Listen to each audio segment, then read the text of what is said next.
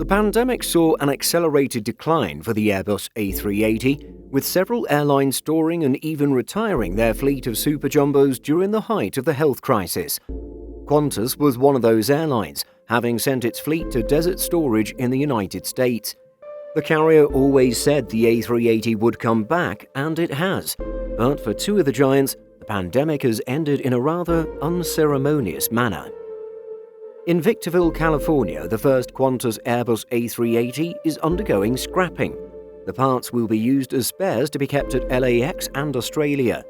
The jet, registered Victor Hotel Oscar Quebec Foxtrot, named Sir Charles Kingsford Smith, has been in Victorville since July 2020.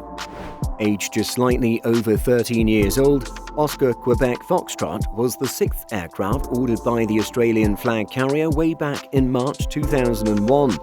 Once the A380 was eventually certified and production began, this particular aircraft was accepted by Qantas on January 8, 2010, with its first revenue flight taking place 9 days later.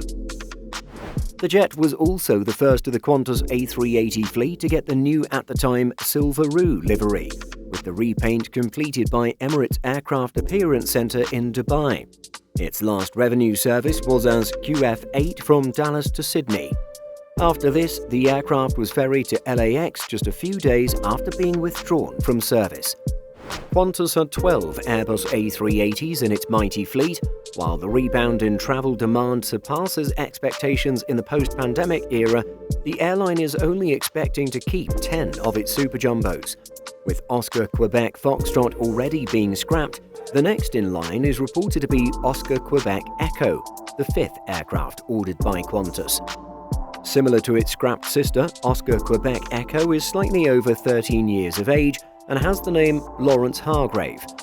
The aircraft rolled out of the production line on February 6, 2009 and operated its first revenue service as QF31 for the Sydney-Singapore Heathrow route in December 2009. Of the remaining 10 Airbus A380s in Qantas's fleet, just a few have been returned to active service.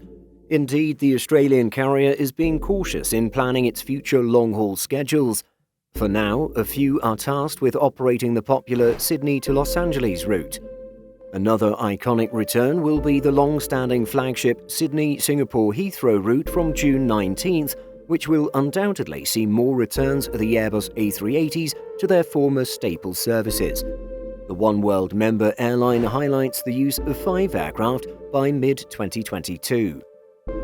The Airbus A380s, while being the first aircraft type to be withdrawn due to COVID, are making a decent comeback in some parts of the world. Qantas's decision to keep the majority of its super jumbo fleet and return them into active service is wise considering the increasing passenger demands, especially for long-haul routes.